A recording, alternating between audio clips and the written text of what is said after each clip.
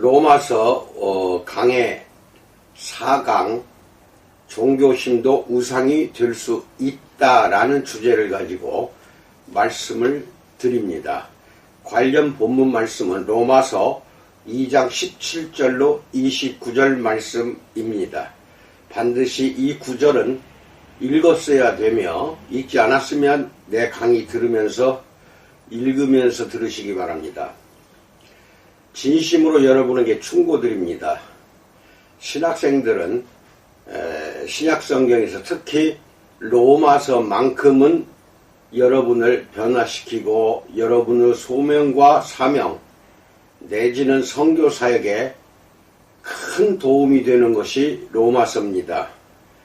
역대 우리 신앙의 선조들 중에는 5세기 어거스틴도 로마서로 인하여 새롭게 하나님으로부터 부르심을 받았고, 마르틴 루터도 로마서로 인하여 종교개혁 혁명을 일으켰던 것입니다.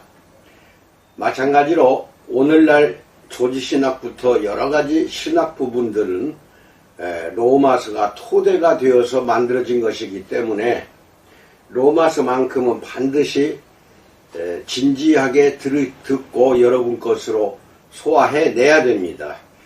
한 번 갖고 안 됩니다. 두 번, 세 번 들으시고 성경책을 로마서를 뒤져가면서 듣지 않으면은 여러분은 신학 공부를 할 필요가 없습니다. 진심으로 충고드립니다.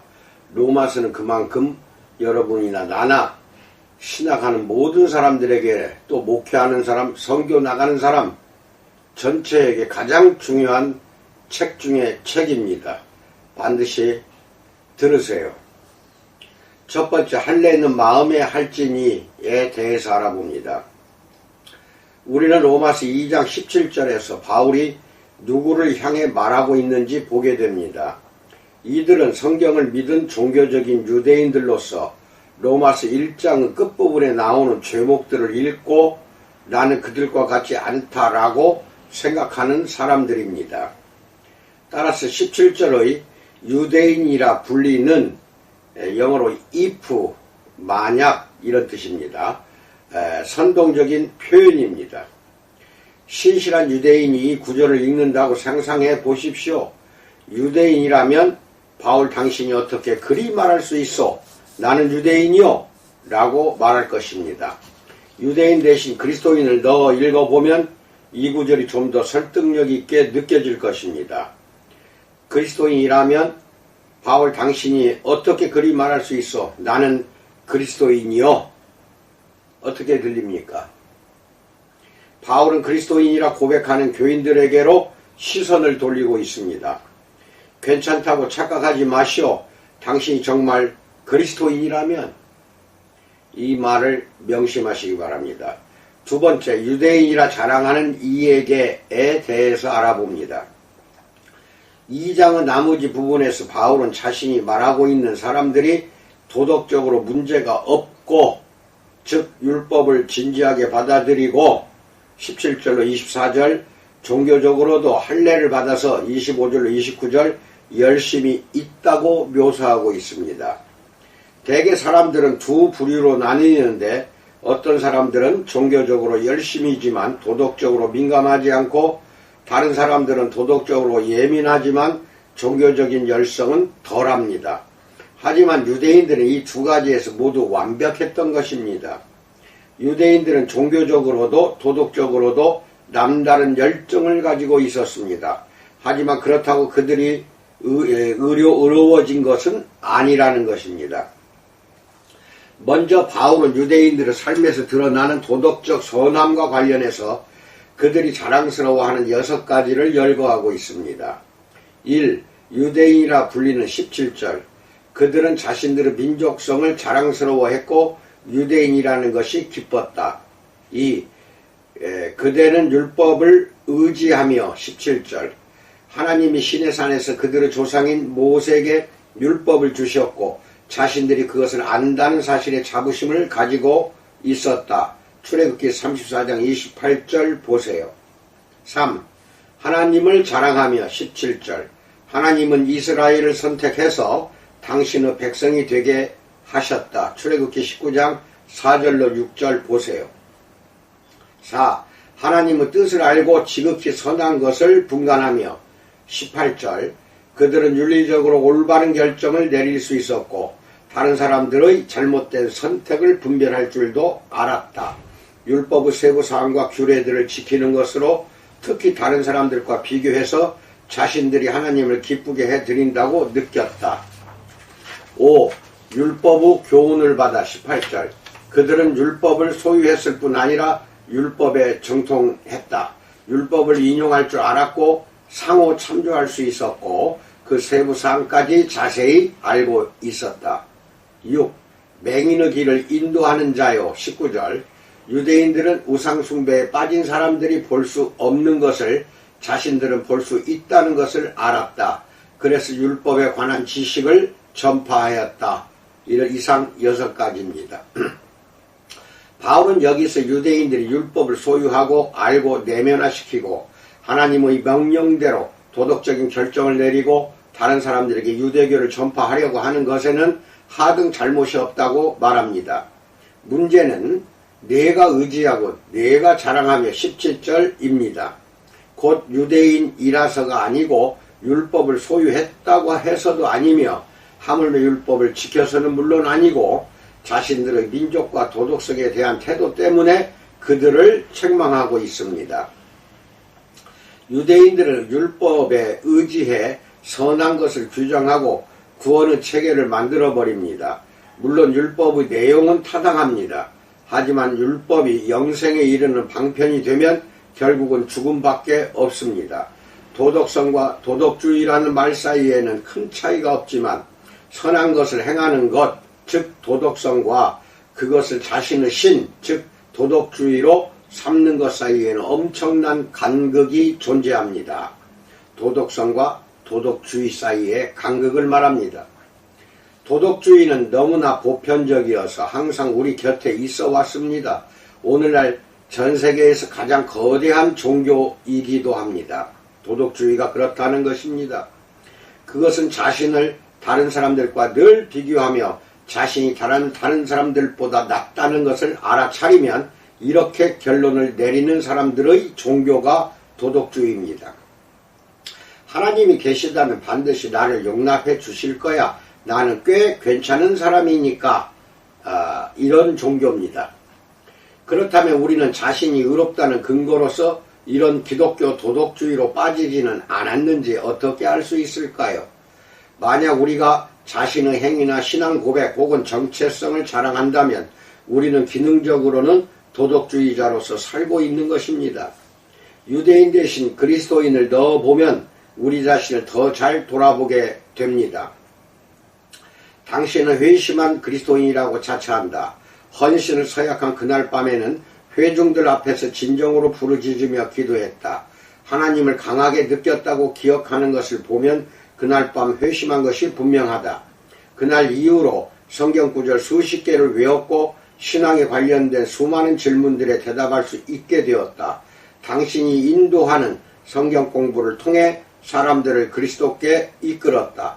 성경을 더 깊이 알고 싶어서 이렇게 이 강해를 듣는다 라고 한번 생각하면서 뒤돌아보시기 바랍니다. 세 번째, 설교대로 행동하라에 대해서 말합니다.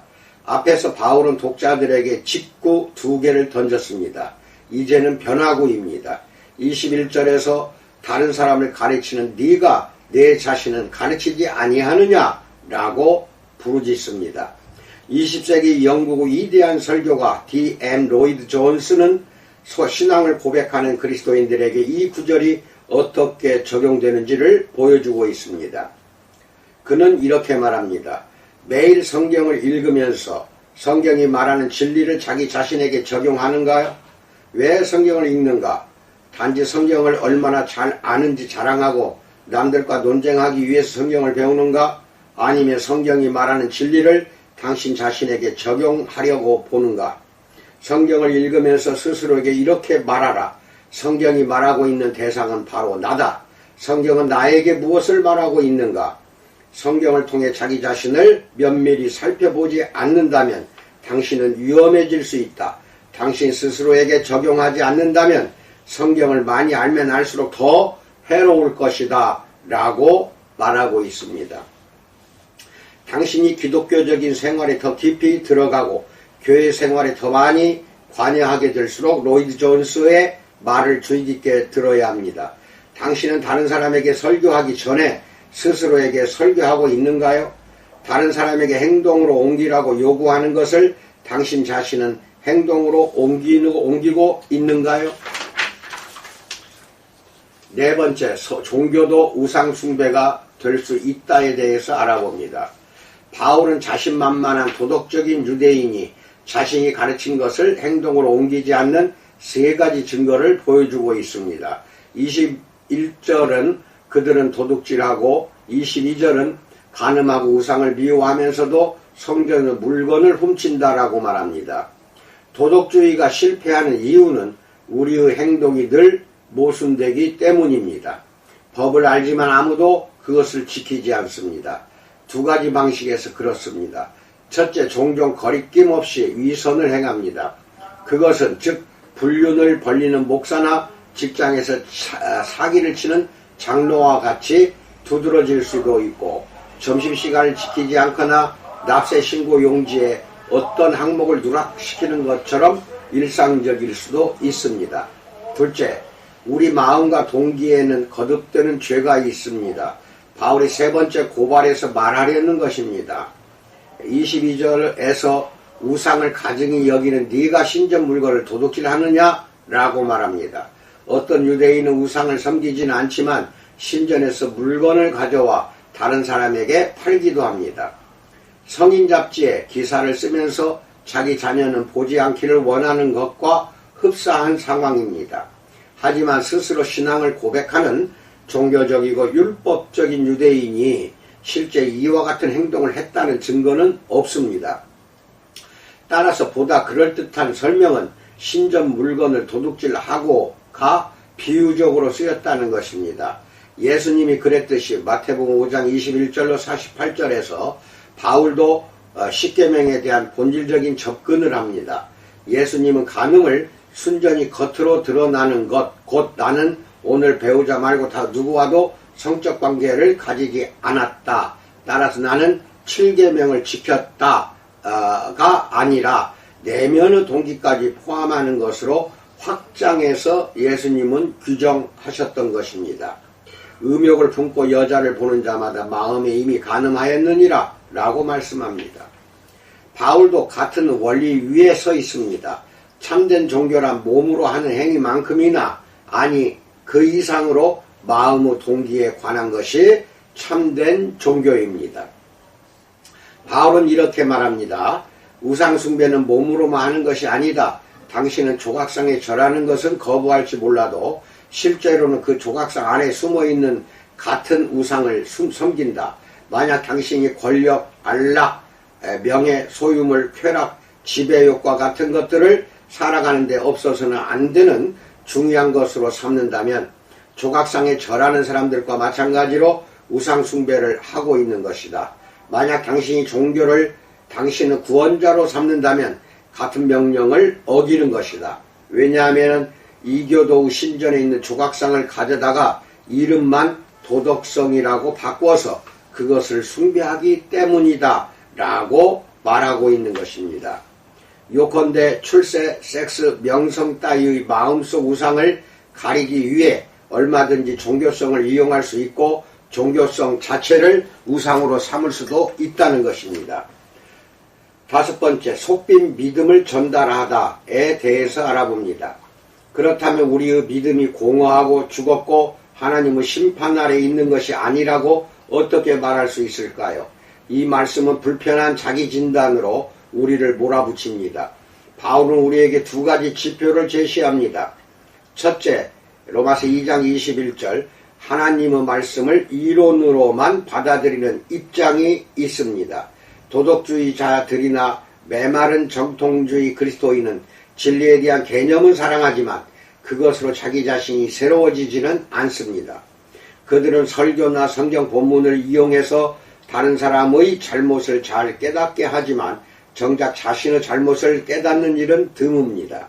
참된 그리스도인은 성경을 살아있고 운동력이 있는 것으로 경험합니다. 히브리서 4장 12절. 성경 말씀을 듣거나 보게 되면 죄를 깨닫고 위로를 받고 가슴 설레고 누그러지고 가슴 철렁하고 고양됩니다. 바울은 스스로에게 물어보라고 재촉합니다. 나는 어떠한가? 나 자신을 가르치고 있는가? 스스로에게 자문하시기 바랍니다. 둘째, 우리 안에는 도덕적 우월성이라는 자랑이 자리 박혀 있습니다. 만약 자신의 영적 성취에 의지하고 있다면 영적으로 실패한 사람들을 내려다볼 수밖에 없습니다. 영적으로 몸부림치고 있는 사람들을 향해 아무리 잘해보아야 냉담할 것이고 최악의 경우 그들을 정죄할 것입니다. 영적으로 분투하고 있는 사람들을 격려하거나 기운을 북돋워 주기는커녕 험담을 퍼뜨려 당신이 그들보다 더 나아 보이려고 할 것입니다. 사람들이 자신의 어려움을 당신과 나누려 하지 않거나 다른 사람들이 당신의 문제를 지적할 때 지나치게 방어적이라면 이런 상태에 있다는 표시가 됩니다. 여섯 번째, 죽은 정통주의는 어떤 변화도 일으키지 못한다에 대해서 알아봅니다. 25절에서 바울은 할례라는 논의를 끌어들입니다. 할례는 하나님이 당신의 백성들과 언약을 맺었다는 대표적인 표시이자 유대인 남성이 언약 공동체에 속하기 위해서 통과해야 하는 의식이었습니다. 하지만 그것은 또한 자신들만 선택받았다는 자기 만족적인 오만함의 근거가 되어 선민의식이 자라나는 토양이 되고 말았습니다. 하나님과 그들 사이의 관계가 겸손한 기쁨이 아닌 교만의 근거가 되고 만 것입니다. 이는 오늘날에도 마찬가지입니다. 우선 많은 사람들이 민족적 정체성과 종교를 같은 것으로 결부시킵니다. 영국인이기에 성공의 교인이고 이탈리아인이기에 천주교인이고 그리스인이기에 정교의 교인이라는 식입니다. 그들은 자신들의 종교를 민족성의 한 부분이라고 생각하며 그것을 자랑스러워합니다. 그것만으로 부족하다는 말을 들으면 자신들의 문화 또는 나라가 모욕당했다고 느낍니다. 더 나아가 눈에 보이는 하나님의 백성이 되는 것, 곧 교회의 구성원이 되는 것이 자신의 구원을 보장해 준다고 믿을 수도 있습니다. 할례 대신 다른 말을 대입시켜 바울이 한 말 25절로 29절을 읽어보면 그 의미가 보다 명확해집니다. 당신이 세례받았다는 것이 도대체 어쨌다는 말인가? 이런 것들이 당신 삶에 진정한 변화를 일으키고 마음에 참된 감동을 줄 때 의미 있는 것이 된다. 참된 기독교는 겉으로 보이는 것과 상관없다. 겉으로만 그리스도인이라면 당신은 참된 그리스도인이 아니다. 그리스도인이란 내면이 그리스도인인 사람이다. 중요한 것은 내적인 세례를 받아 마음으로 하나님의 백성이 되는 것이다. 이런 일들은 초자연적이라서 사람이 할 수 있는 것이 아니다 라고 스스로에게 자문자답해 보시기 바랍니다. 아니면 예수 그리스도가 아니라 단지 기독교만 믿을 수도 있습니다. 이것은 보수적이고 복음주의적인 교회 안에서 종종 일어날 수 있는 일입니다. 바울이 죽은 정통주의라고 일컫는 성경의 근본적인 가르침에는 명확하게 동의하지만 그것이 마음속에서 어떤 변화도 일으키지 못하는 경우입니다. 이런 형태의 기독교는 겉으로만 맴돌 뿐 사람의 마음속으로 뚫고 들어가지 못합니다. 반면 참된 믿음은 내면에서 바깥으로 작용합니다. 다시 말해 내적으로 내가 누구인가 하는 것에서부터 외적으로 내가 행하는 모든 것이 나오는 것입니다. 혹은 정통주의는 교회 안에서 하나님 앞에 자신이 받아들여졌는지 근본적으로 또한 무의식적으로 확신하지 못하면서도 그리스도인이라고 자처하는 사람들을 키워내는 종교적인 완충제가 되고 맙니다. 그래서 매주 일요일 사람들은 자신에게 아무런 문제가 없다는 것을 다시금 확인하려는 듯 교회로 모여듭니다. 교회는 이들에게 제각기 다른 방식으로 확신을 줍니다. 1. 율법주의적인 교회는 행위와 교리에 관한 세부적인 규범을 만든다. 교인들은 자신들의 신앙이 더 경건하고 교리적으로 올바르며 자유주의자들이 틀렸다고 반복해서 듣게 됩니다. 이들은 기능적으로 자신들의 신학적인 정확성에 의존합니다. 이들에게 건전한 교리란 의로움과 동요가 됩니다. 2. 권능 또는 은사 위주 교회는 하나님의 기적과 특별한 역사를 엄청나게 강조한다.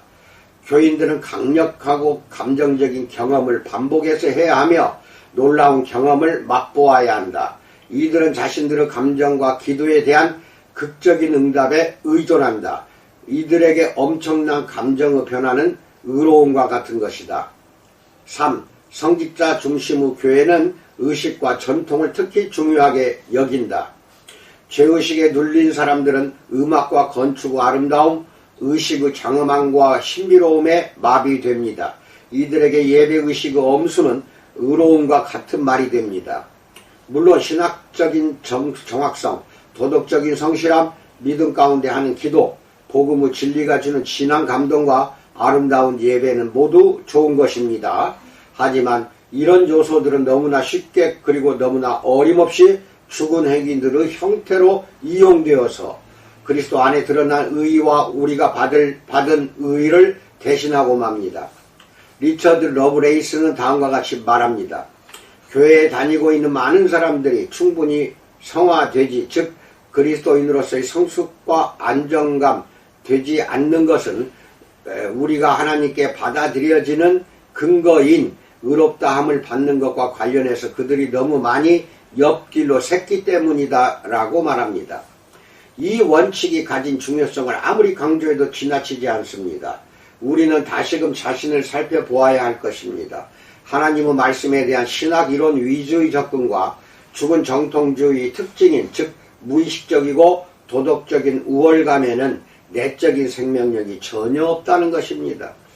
중요한 것은 즉 할례, 세례, 교인 증명서 따위의 표시가 아니라 그 표시가 의미하는 대로 사는 것입니다.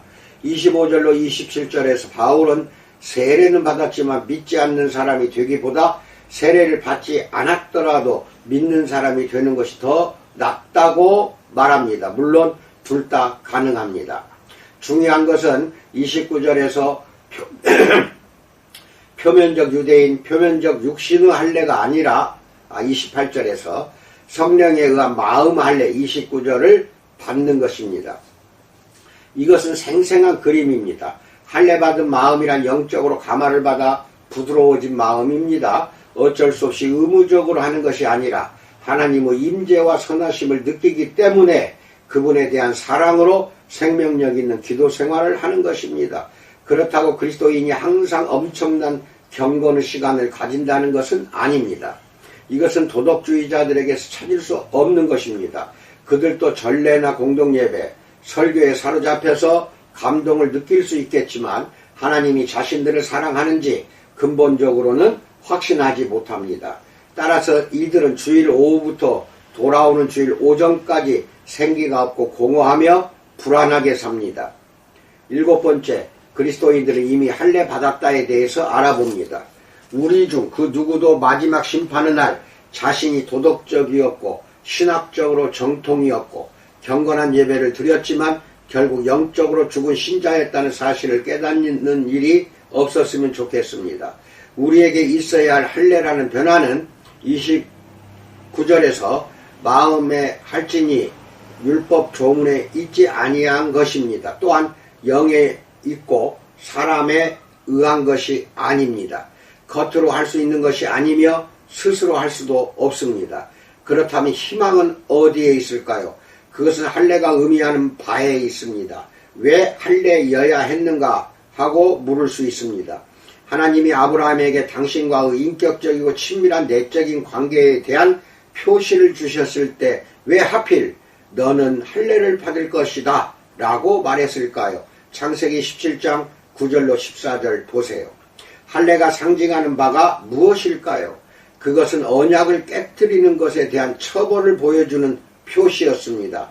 고대에는 계약을 맺을 때 서명을 하지 않았습니다. 대신 언약을 깨트릴 경우 받게 될 저주를 연기하였습니다. 그래서 모래를 한 움큼 집어 자신의 머리에 뿌리며 이렇게 말하곤 합니다. 오늘 맺은 약속을 어기면 나는 이 먼지처럼 될 것이다 라고 말합니다. 혹은 동물을 반으로 가르고 그 사이로 지나가면서 말합니다. 만약 내가 이 언약을 어기면 이 동물같이 죽을 것이다 라고. 이것은 하나님이 아브라함과 언약을 맺을 때 보여주신 방법이기도 합니다. 창세기 15장 9절로 21절 읽으세요. 할례는 매우 친밀하고 개인적이고 부드러운 방식으로 포피를 자르는 행위입니다. 따라서 하나님은 아브라함에게 다음과 같이 말씀하신 것입니다. 나와 관계를 맺고 싶으면 네가 언약을 깨뜨릴 경우 완전히 단절되리라는 것을 너 자신과 다른 모든 사람들에게 보여주는 표시로 할례를 받아야 한다. 언약이 깨지면 너는 다른 사람들로부터 생명으로부터 나로부터 단절된다. 너는 정말로 떨어져 나갈 것이다 라고 말하는 것이 포피를 벗겨내는 할례입니다. 하지만 누구도 언약을 지키지 못합니다. 바울은 로마서 2장 전체를 할애해서 이것을 명백히 했던 것입니다. 그렇다면 하나님께 나아올 수 있는 사람은 누구인가요? 도대체 누가 하나님과 올바른 관계를 맺을 수 있는가요? 할례가 의미하는 단절은 이미 일어났습니다. 바울은 육체적으로 할례받지 않은 골로새의 이방인 그리스도인들에게 십자가에 대해서 말하고 있습니다. 골로새서 2장 11절에서 그 안에서 너희가 손으로 하지 아니한 할례를 받았으니 곧 유구몸을 벗는 것이요 그리스도의 할례니라 라고 말합니다. 바울은 그들이 십자가 위의 그리스도 안에서 실제로 할례를 받았다고 말합니다. 예수님은 죽음을 통해 모든 것으로부터 끊어지셨습니다. 당신은 아버지로부터 버림받아 그분으로부터 단절되었던 것입니다. 마가복음 15장 34절 보세요. 그리고 살아있는 자의 땅에서 끊어졌습니다. 이사야서 53장 8절 보세요. 그분은 참으로 할례되었습니다. 언약을 깨뜨린 자가 받는 저주를 받으신 것입니다. 그는 종교적이든 비종교적이든 율법을 지키지 않은 자들이 받아 마땅한 저주를 대신 받으며 고통을 당하셨습니다. 그분 안에서 우리도 할례를 받았습니다. 성령이 우리 안에서 일할 때 그분은 우리에게 예수님의 할례를 주십니다. 우리가 종교적인 행위를 하든 말든 그것은 문제가 되지 않습니다. 우리에게 예수님의 구원을 덧입히시는 성령의 사역을 통해서 하나님 아버지는 우리를 정죄의 대상이 아닌 칭찬의 대상으로 보시는 것입니다. 로마서 2장 29절. 우리 스스로 칭찬할 필요도 없고 다른 사람들의 칭찬을 받기 위해 살아갈 필요도 없습니다. 하늘에 계신 우리 아버지가 우리를 아름다운 존재로 보십니다. 율법의 조문은 우리를 언약의 저주에 빠뜨릴 뿐 언약의 축복을 받게 하지는 못합니다. 우리의 단절들을 짊어질 누군가가 필요합니다. 오직 하나님만이 우리를 위해 이 일을 하실 수 있습니다. 당신 아들이 완성한 구원 안에서 그리고 당신 영의 내적인 역사를 통해서 말입니다. 이상입니다. 내일은 로마서 3장 1절로 20절입니다. 두 번 세고 꼭 읽고 내 강의를 들으셔야 됩니다. 로마서 3장 1절로 20절입니다. 참으로 여러분에게 소중한 말씀을 자꾸 선포하고 있습니다. 여러분이나 나나 열공하지 않는 사람은 목회자나 선교사가 되려고 하지 마십시오. 지식도 없고 지혜도 없고 둘 다 아무것도 없는 사람들이 목사 안수 받아서 선교사로 파견 나가서 어떻게 하자는 것입니까? 그 지역 사람 다 죽이는 것입니다. 분명히 말씀드립니다. 공부하십시오. 로마서 강의하는 것만이라도 제대로 완벽하게 여러분이 듣고 읽고 습득한다면 아마 우리 하나님께서 반드시 큰 복으로 여러분들에게 인도하고 이끌어 주실 것이라 믿습니다. 감사합니다.